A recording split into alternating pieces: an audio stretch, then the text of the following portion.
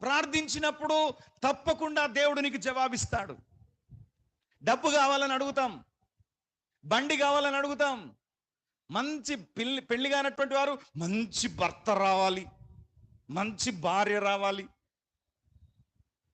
కదా, మంచి చదువులు నేను చదువుకోవాలి, అడగాలి ఇవన్నీ. కానీ వీటన్నిటికంటే ముఖ్యంగా జ్ఞానము కావాలి దేవా నాకు అని ప్రార్థన చేయాలి. యాకోబు రాసిన పత్రిక 1వ అధ్యాయము 5వ వచనం, మీలో ఎవరికైనా జ్ఞానము కొత్తగా ఉన్న ఎడల అతడు దేవుని అడగవలెను, అతడు దేవునిని అడగవలెను, అప్పుడు అది అతనికి అనుగ్రహింపబడును. ఆయన ఎవరిని గద్దింపక అందరికిని ధారాళముగా దయచేయువాడు. ధారాళముగా దయచేవాడు.